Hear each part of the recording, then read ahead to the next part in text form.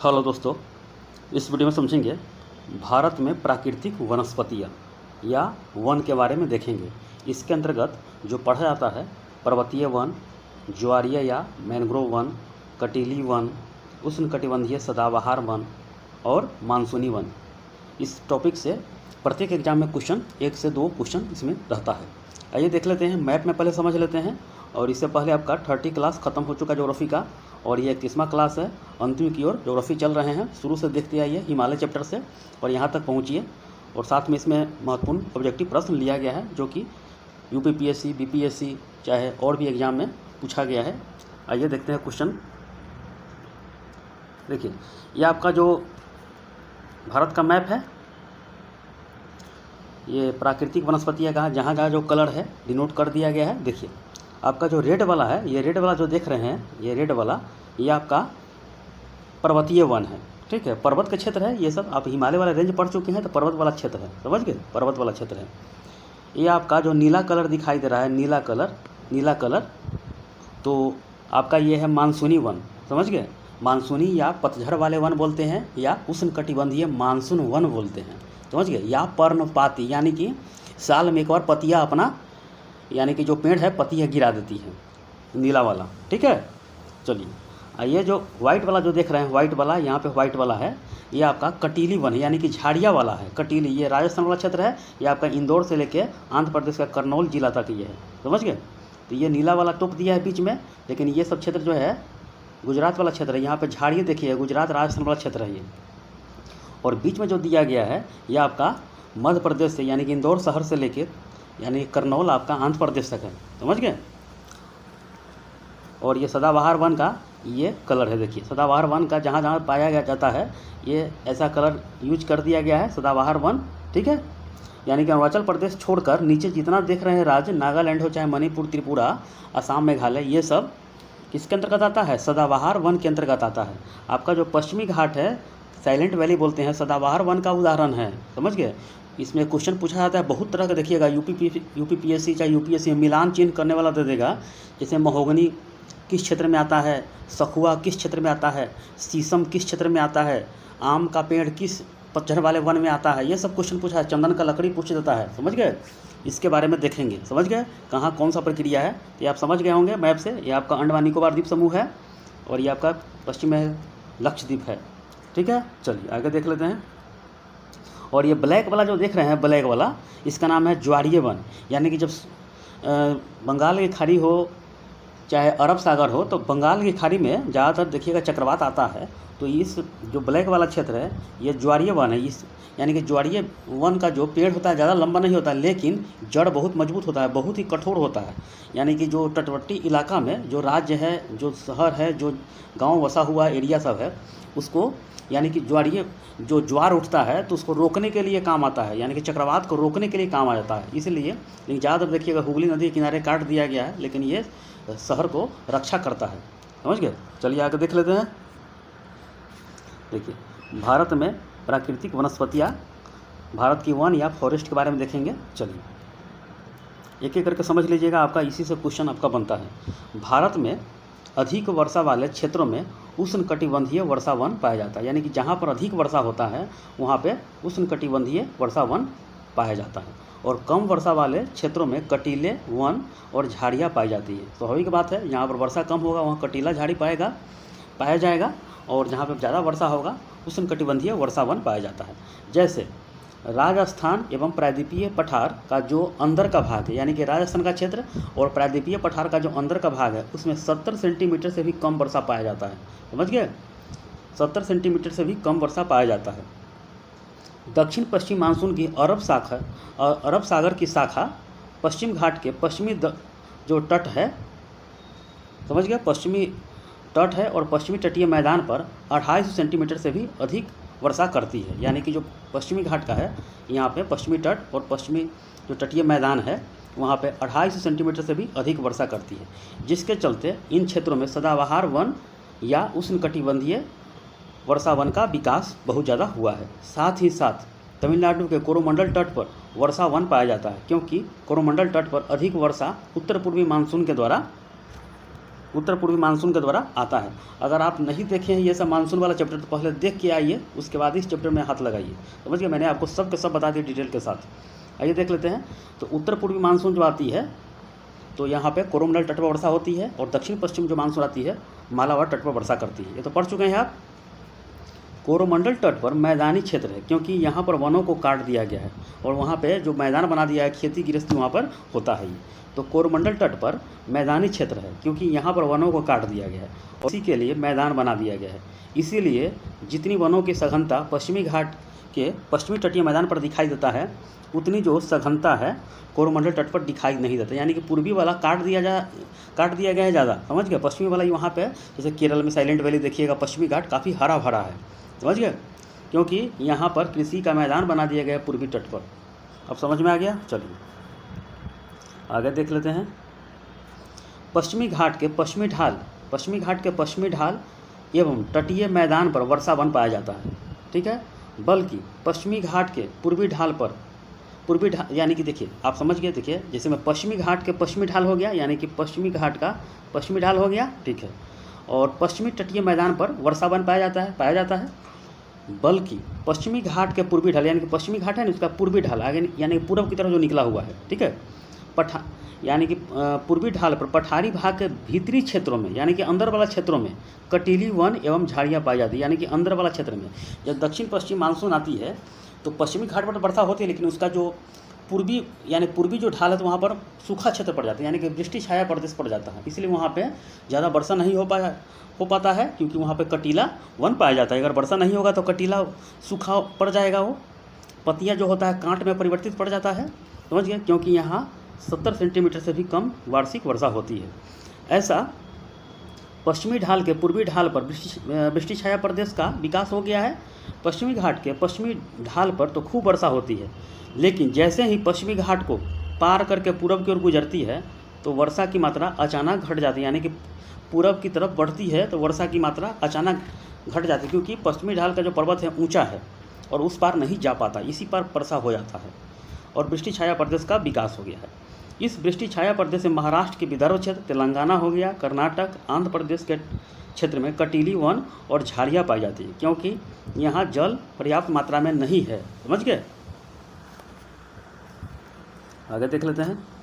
शिलोंग पठार के आसपास के क्षेत्र में पूर्वोत्तर भारत में अरुणाचल प्रदेश को छोड़कर सदाबहार वन या वर्षा वन पाया जाता है, क्योंकि यहाँ पर भी वर्षा की मात्रा 1000 सेंटीमीटर से अधिक होती है वार्षिक। समझ के, जहाँ पे गारो खासी जयंती है तो खासी जहाँ पे है वहाँ पे मासी राम चेरापूंजी बहुत ज़्यादा वर्षा होता है। समझ गए। पश्चिमी घाट का पर्वत का यानी कि यहाँ वर्षा होती है और इसके ऊपर होते हुए यानी कि बंगाल की खाड़ी होते हुए पूर्वी तट के समानांतर होते हुए इसी में जाकर फंस जाता है। समझ गए, इसी में जाकर फंस जाता है और ज़्यादा वर्षा होता है।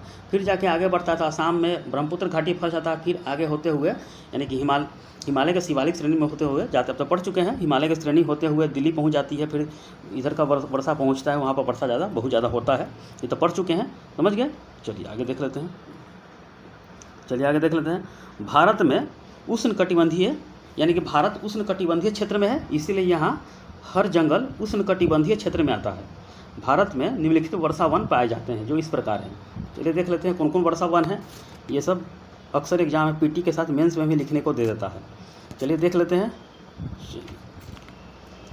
उष्णकटिबंधीय वर्षा वन या उष्णकटिबंधीय सदाबहार, यानी कि सालों भर उसमें बहार रहता है, यानी कि सालों भर पानी पड़ता रहता है और सालों भर वहाँ विकास होता रहता है पेड़ पौधा का, और ह्यूमस की मात्रा बहुत ज़्यादा होती है, क्योंकि यहाँ नमी की मात्रा होगी। एक पेड़ यानी कि पेड़ इतना लंबाई बढ़ जाता है कि सूर्य की रोशनी के लिए तड़पता है लोग, यानी कि वहाँ के जो पेड़ समझ गए, तो पतला पतला देखिएगा, बहुत ऊंचा ऊंचा हो जाएगा। चलिए आगे देख लेते हैं। किसी भी वन का विकसित होने के लिए वर्षा एवं तापमान की ज़रूरत होती है।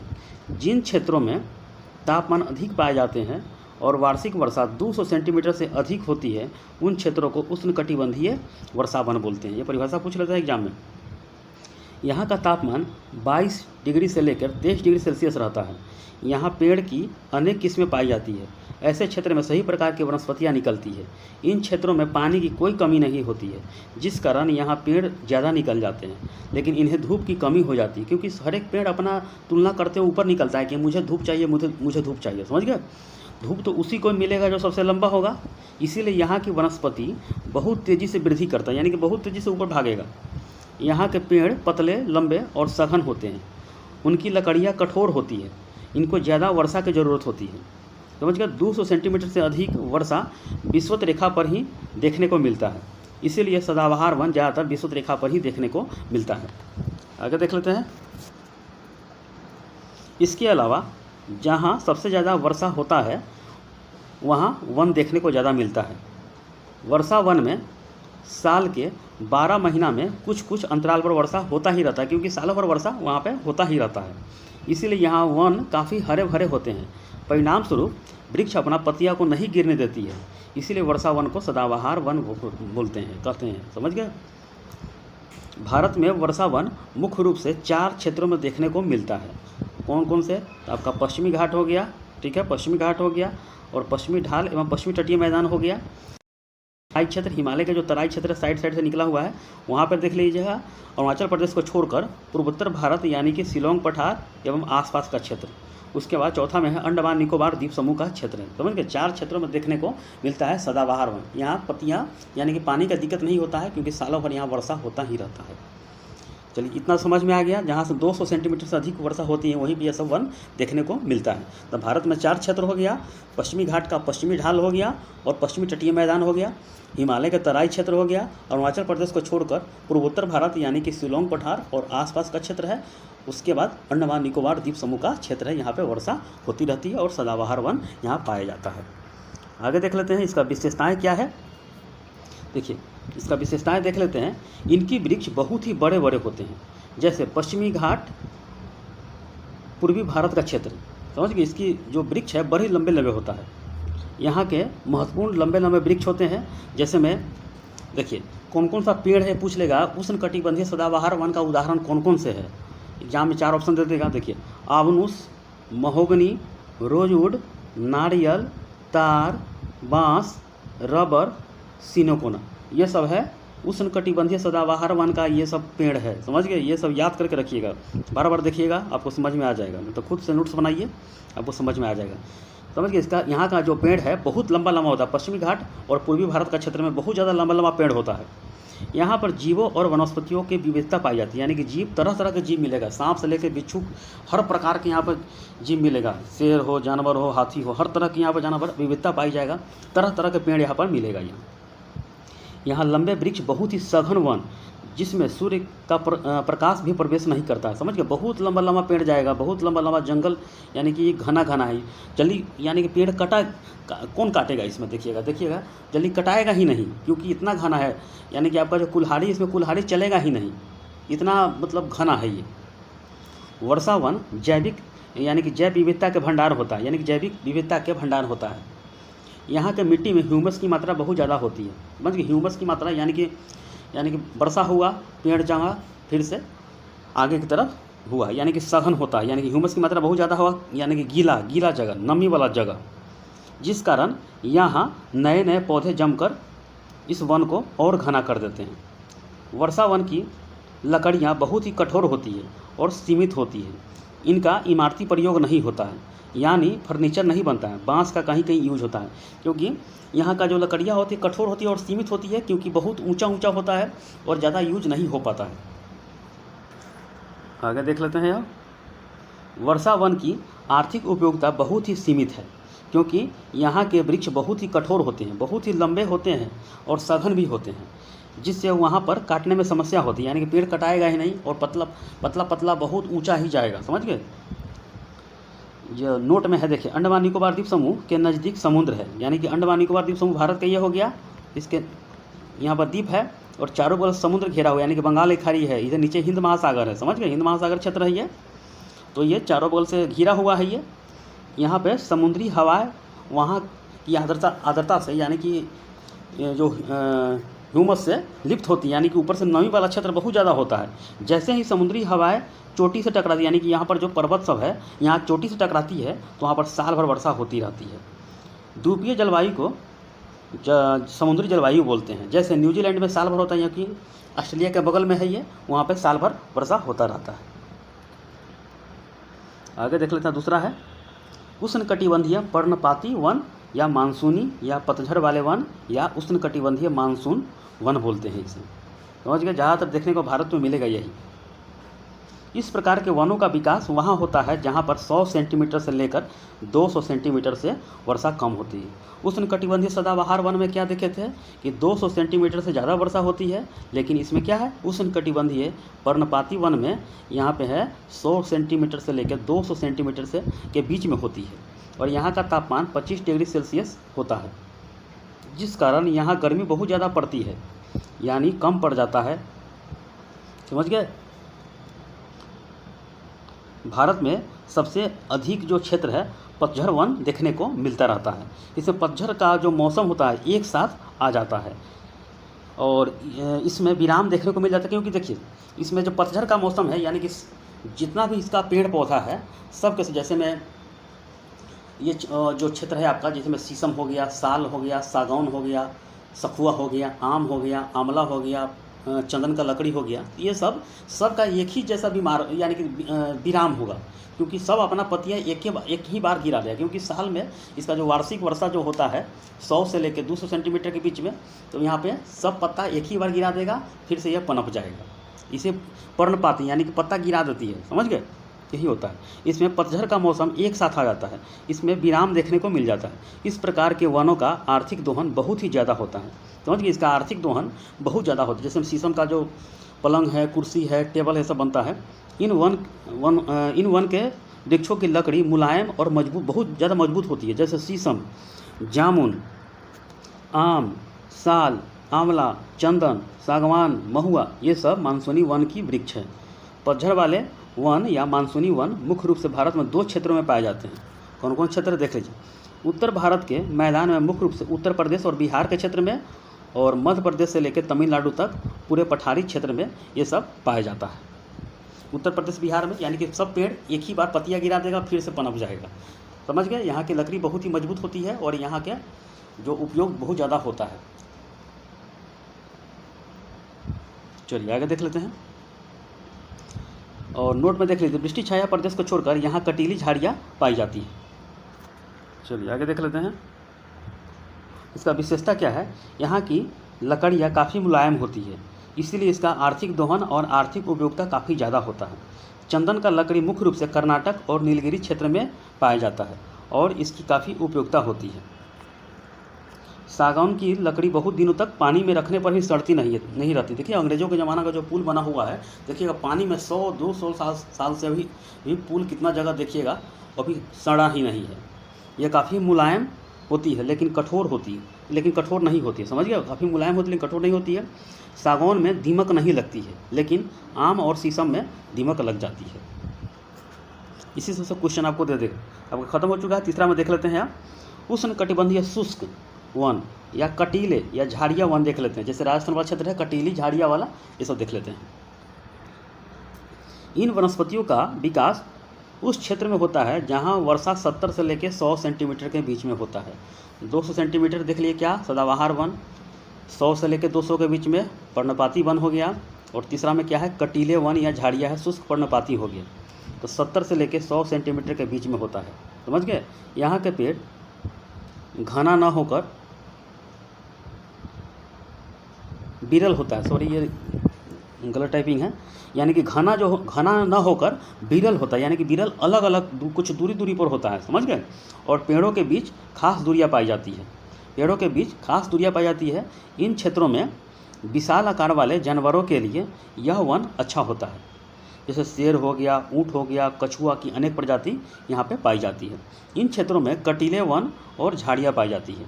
जैसे पश्चिमी भारत और वृष्टि छाया प्रदेश, क्योंकि यहाँ पर वर्षा बहुत ही कम होती है, इसीलिए प्रकृति ने इन वनों के पेड़ों को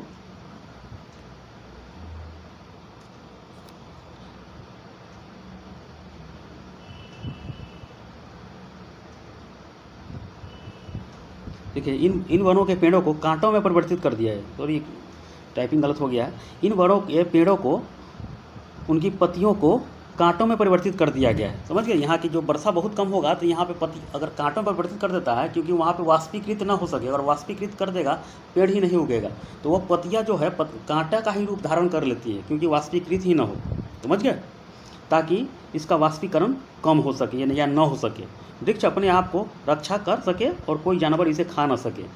समझ गए, ये मेन चीज़ होता है। यहाँ पर 70 से लेकर 100 सेंटीमीटर के बीच में वर्षा होती है, और यहाँ के वन घना ना होकर विरल होते हैं, यानी कि दूरी दूरी पर होते हैं। यहाँ पर तरह तरह की प्रजाति पाई जाती है, शेर, ऊँट, कछुआ की अनेक प्रजाति पाई जाती है। समझ गए, भारत और वृष्टि छाया प्रदेश जैसे यहाँ पर पाया जाता है, क्योंकि यहाँ पर वर्षा बहुत ज़्यादा होता है। समझ गए, यानी कि प्रायद्वीपीय भारत में पाया जाता है और वृष्टि छाया प्रदेश में पाया जाता है। समझ गए, और यहाँ के जो पत्तियाँ हैं कांटों में तब्दील हो गया है। देखिए यहाँ के जो प्रमुख वृक्ष है देख लीजिए, नीम, बबूल, खजूर, नागफनी, खेजरा, बैर, कटीन, टीक, बेल, पीपल, बरगद, भोजपत्र, जो भोज वाला जो पतरूरा बोलते हैं, पत्ता जो आता था भोज खाने वाला, अब तो प्लास्टिक वाला आ गया है, वो भोजपत्र का पेड़ होता है। तेंदू, बीड़ी जो बनता है तेंदू वृक्ष से बनता है। खैर जो होता है खैर का, उससे कत्था बनता है। समझ गए, मेन चीज़ ये याद समझ लीजिएगा। पूछेगा कि नागफनी किस वन का विशेषता है, किस वन का वृक्ष है, ये सब चीज़ मैंने पूछ लेगा। कटीली झाड़िया का है, शुष्क पर्णपाती वन का है ये उदाहरण। देखिए इसका नोट क्या है कि ये वन पश्चिमी भारत के पंजाब, राजस्थान और पश्चिमी यूपी एवं गुजरात में पाया जाता है। दूसरा में है वृष्टि छाया प्रदेश, इंदौर से लेकर आंध्र प्रदेश के करनौल जिले तक एक अर्धचंद्राकार पेटी है, जिसमें कटीली झाड़ियाँ पाई जाती है। मैप में देख लिया, कटीली झाड़ियाँ यानी कि अर्धचंद्राकार पेटी में है कटीली झाड़ियाँ पाई जाती है, और ये क्षेत्र है पश्चिमी भारत के पंजाब हो गया, राजस्थान हो गया, पश्चिमी यूपी और गुजरात में ये सब पाया जाता है। अब देख लेते हैं पर्वतीय वन। भारत में पर्वतीय वन 2 क्षेत्रों में पाई जाती है। पहला जो हो गया हिमालय हो गया, और दूसरा हो गया प्रायद्वीपीय क्षेत्र, यानी पर्वतीय पर्वत जहाँ होगा वहीं पर ना होगा, हिमालय वाला क्षेत्र होगा, या जो आपका प्रायद्वीपीय भारत का जो नीलगिरी वाला क्षेत्र है वहाँ पे पाया जाएगा। चलिए देख लेते हैं कि हिमालय की पर्वतीय वन। हिमालय के ऊंचाई पर जाने पर अलग अलग जलवायु वाले वन पाए जाते हैं। जैसे जैसे हिमालय के ऊपर जाइएगा तो आपका तरह तरह के वृक्ष पाया जाएगा। समझ गए, तो अलग अलग जलवायु वाले वन पाया जाएगा। जैसे में 2500 से लेकर 4000 मीटर की ऊंचाई पर यह वन पाया जाता है। यहाँ बहुत ज़्यादा ठंडा होता है। बर्फ़ से बचने के लिए वृक्षों का आकार कोणधारी यानी कि कोण वाला मिल जाएगा, कोण वाला धारी यानी ऐसा वृक्ष मिल जाएगा, कोणधारी हो जाएगा। समझ गए, या शंकुकारी हो जाएगा। इसे कोणधारी, शंकुधारी या अल्पाइन वृक्ष भी कहते हैं। समझ गए, जब पर्वतों की ऊंचाई 4000 मीटर से अधिक होती है तो वहाँ अत्यधिक बर्फ़ पड़ने के कारण वहाँ किसी भी प्रकार का पेड़ पौधा नहीं उगता। यानी कि जो 4800 मीटर के ऊपर जाइएगा तो खाली बर्फ़ ही बर्फ़ मिलेगा, क्योंकि उसके ऊपर बर्फ़ जमा हुआ रहता है। समझ गए, चलिए आगे देख लेते हैं। देखिए यही आपका है रेंज है, 0 से लेके 1500 मीटर हो गया, 1500 से लेकर 2500 के बीच में हो गया, 2500 से लेकर 45 हो गया, 4500 से 48 हो गया, 4800 से ऊपर पूरे बर्फ़ बिछा हुआ है।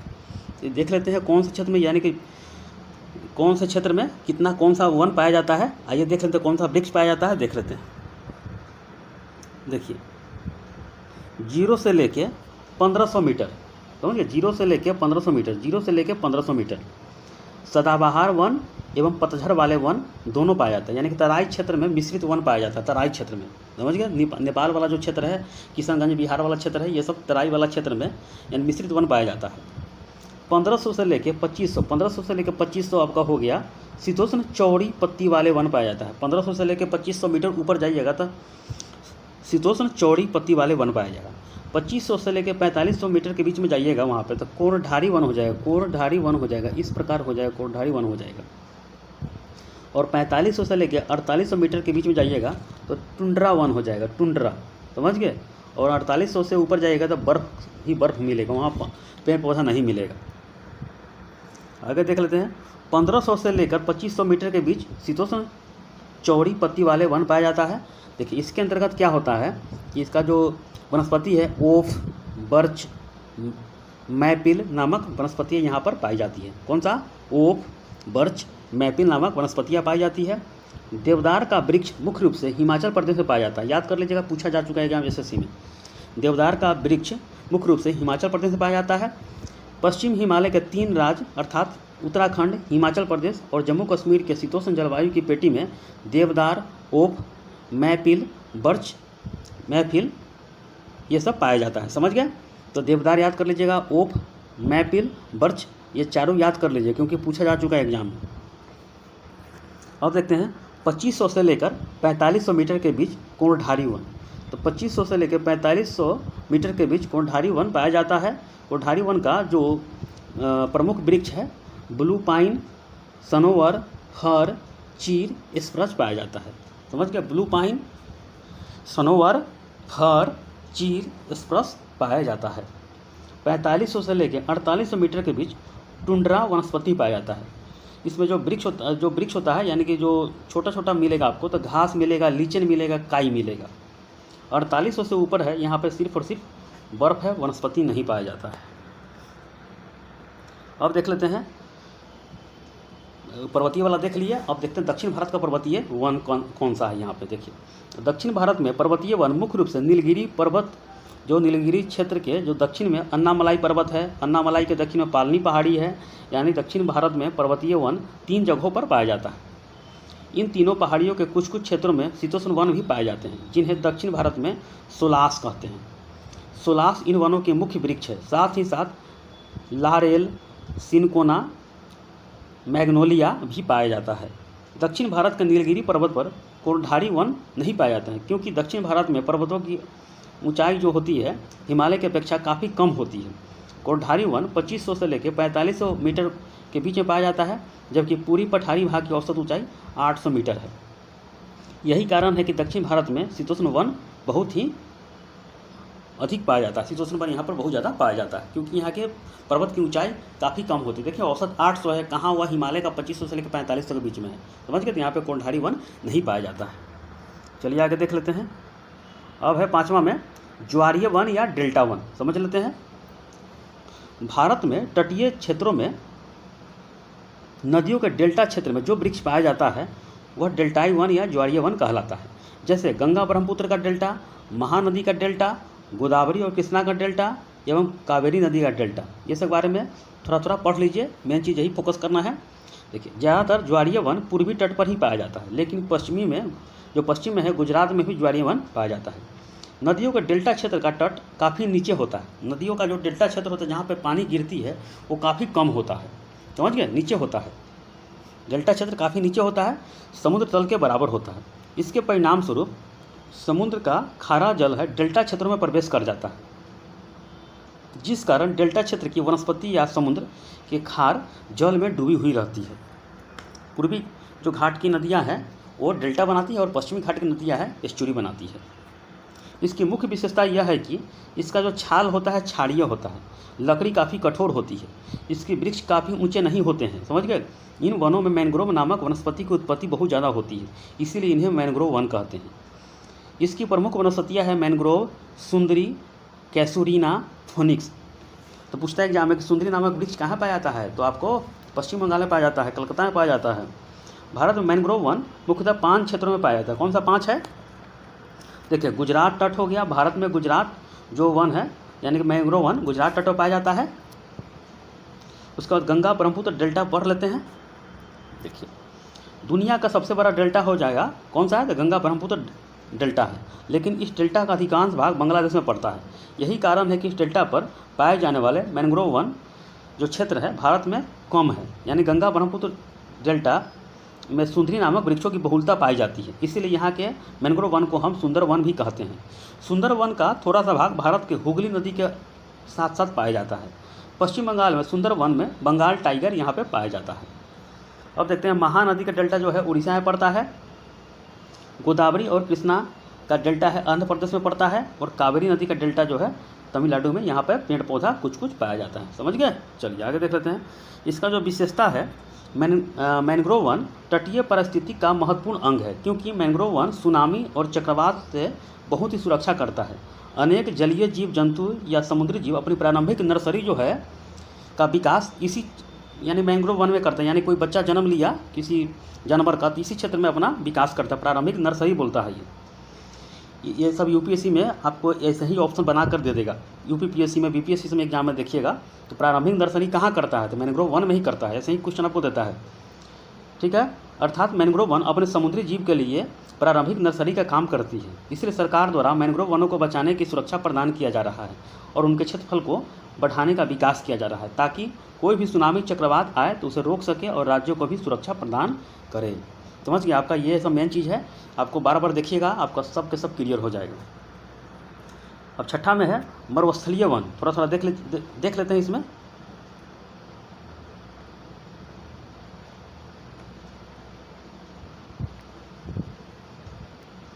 चलिए देख लेते हैं। देखिए मरुस्थलीय वन छठा में है, जहाँ वर्षा 50 सेंटीमीटर से भी कम होती है। समझ गए, जहाँ वर्षा 50 सेंटीमीटर से भी कम होती है मरुस्थलीय वन वहाँ पाया जाता है।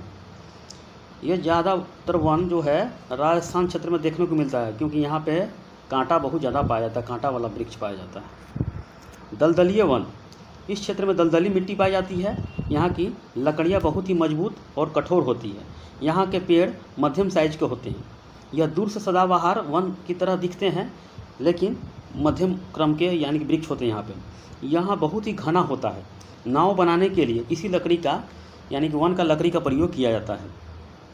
यह वन पश्चिम बंगाल के सुंदरवन डेल्टा में पाया जाता है, यानी कि सुंदरवन डेल्टा में पाया जाता है। यहाँ की ह्यूमस मिट्टी पाई जाती है। दलदली वन में ह्यूमस से यहाँ पेड़ पौधा बहुत ज़्यादा पाया जाता है। चलिए आगे देख लेते हैं। देखिए सरकार जो बहुत पहल करती है, जंगल बढ़ाने के लिए विभिन्न प्रकार की वानिकी करना चाहिए। जैसे हो गया सामाजिक वानिकी हो गया, इसमें आम जनता को प्रेरित किया जाता है कि पेड़ लगाइए ज़्यादा से ज़्यादा, क्योंकि भारत सरकार अभी 33% इसको पहल है कि 33% कम से कम भारत में वन होना चाहिए, लेकिन 24% के करीब है। तो इसमें देखें कितना टेम्परेचर बढ़ जाता है। ये 33% हो जाएगा तो मीडियम लो यानी कि मीडियम लेवल का यहाँ टेम्परेचर हो जाएगी।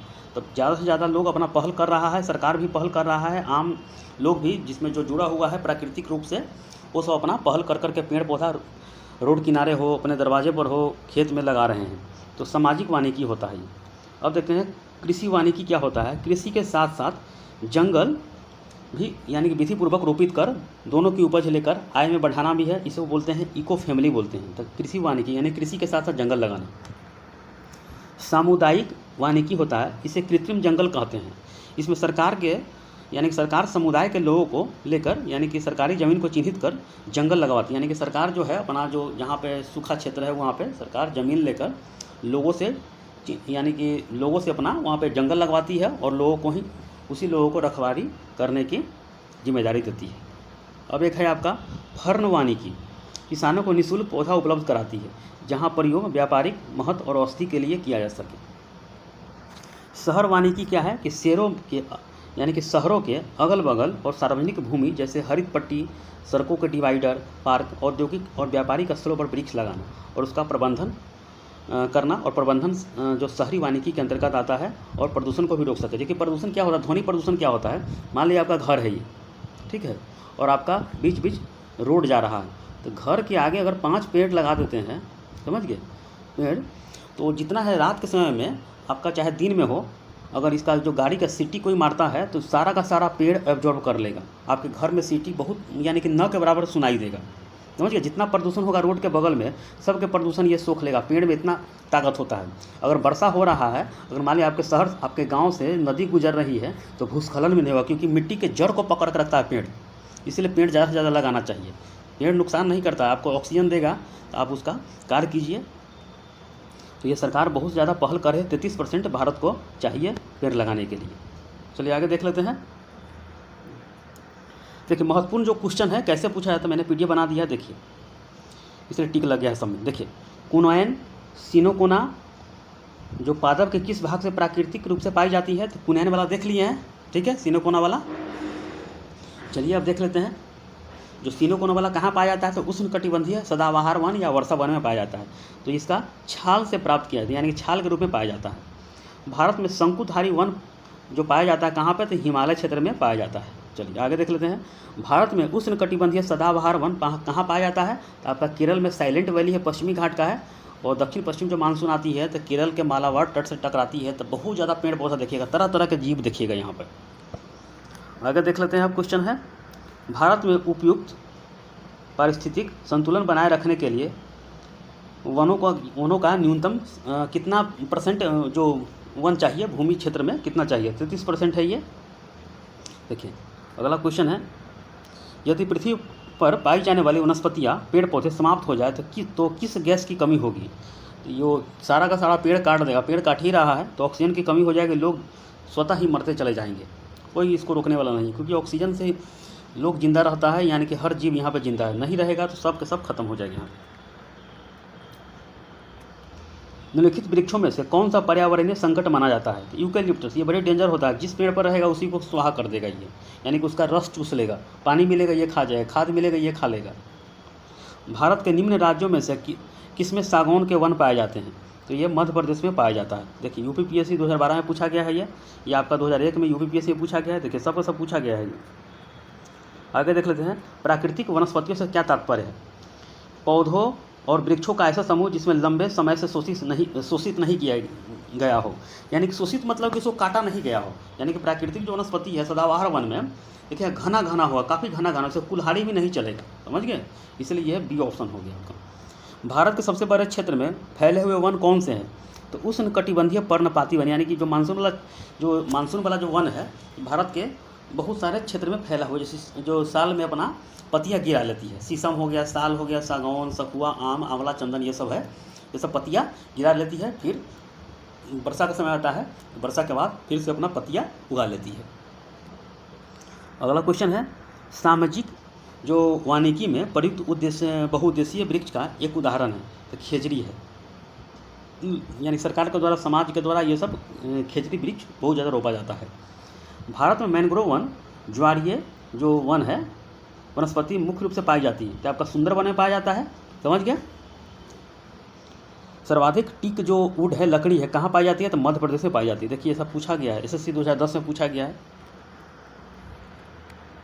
देखिए अगला क्वेश्चन है, चंदन के पेड़ों के लिए किस प्रकार का जंगल उपयुक्त है? तो अपना उष्णकटिबंधीय पर्णपाती में ये पाया जाता है, क्योंकि इसके जो पेड़ से जो सांप लिपटा हुआ रहता है और ये लाल लकड़ी होता है, लाल होता है, काफ़ी महंगी बिकती है ये, समझ गए। जो पुष्पा फिल्म में दिखाया गया है, जो चंदन के लकड़ी का सप्लाई करता है, वीरप्पन नामक जो डाकू रहता था, इसी जंगल में रहता था, तो ये सप्लाई करता था, यही उष्णकटिबंधीय पर्णपाती का उदाहरण है। देखिए पूजा पाठ जब होता है तो पूजा पाठ में भी इस लकड़ी का यूज किया जाता है, जैसे चंदन घसना होता है, चंदन घसना, तो चंदन घसने के लिए लकड़ी का टुकड़ा बनाया जाता है और घसा जाता है, तो इसका चंदन किया जाता है, पूजा पाठ में यूज होता है, बहुत ज़्यादा यूज है इसका, समझ गया। निम्नलिखित में से कहाँ सदाबहार वन पाए जाते हैं? तो आपका पश्चिमी घाट में पाया जाता है। भारत में चंदन के वृक्ष किस राज्य में पाया जाता है? तो कर्नाटक राज्य में पाया जाता है। देखिए अगला क्वेश्चन है, निम्नलिखित में से किस प्रकार के वनों में अधिकतम पादप विविधता पाई जाती है? तो उष्णकटिबंधीय सदाबहार में, यानी कि तरह तरह के जीव उसे पाया जाएगा। आगे देख लेते हैं, राष्ट्रीय कृषि वानिकी अनुसंधान केंद्र कहाँ पे है? तो झांसी में है। भारत में वन संरक्षण अधिनियम कब पारित किया गया? तो 1980 में किया गया।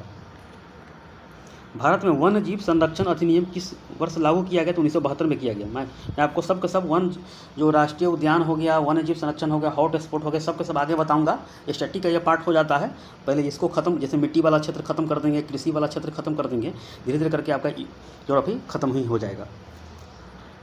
आगे देख लेते हैं, अगला क्वेश्चन है,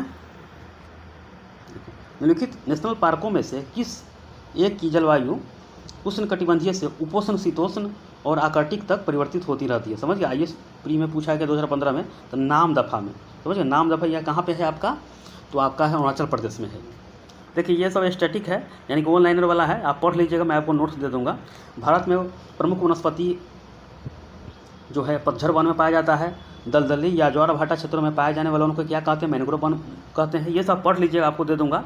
50 सेंटीमीटर से कम वार्षिक वर्षा वाले क्षेत्रों में सामान्यतः किस प्रकार के वन पाया जाता है? तो मरुस्थलीय वन पाया जाता है, मैंने आपको बता ही दिया है।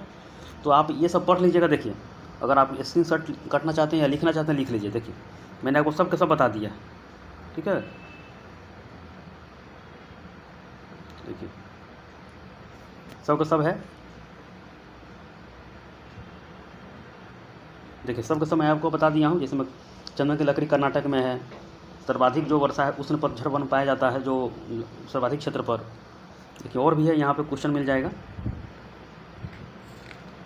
देखिए शांत घाटी कहाँ पे है, तो केरल में है। गंगा ब्रह्मपुत्र डेल्टा क्षेत्र का निम्नलिखित में से कौन सा क्षेत्र में है, तो आपको सुंदरवन पाया जाता है यहाँ पे। फूलों की घाटी उत्तराखंड में है। जो वन चक्रवातों अवरोधकों का निर्माण करता है वो क्या होता है, मैंग्रोव वन होता है। ये सब पढ़ लीजिएगा आप। देखिए ऐसा ही मैंने आपको सबका सब स्टैटिक बना दिया हूँ, ठीक है। चलिए इसको बराबर रिवीजन कीजिए और सब के सब क्लियर हो जाएगा। आपका 31 क्लास खत्म हो चुका है, यानी कि ज्योग्राफी का पूरे के पूरे ये धीरे धीरे क्लियर ही हो ही गया है, समझ गए। अब हमको लगता है 5-7 या 10 वीडियो बनेगा, ज्योग्राफी का ख़त्म हो जाएगा। उसके बाद हिस्ट्री भी बता देंगे आपको, पॉलिटी भी बताएंगे और बहुत सारा स्टैटिक क्वेश्चन भी है इसमें। हिमालय का 1-2 चैप्टर और बताएंगे, जैसे मैं नॉटिकल मील वाला सब है। एक ही वीडियो में सबका सब क्लियर हो जाएगा 1-2 दिन में, ठीक है। ओके।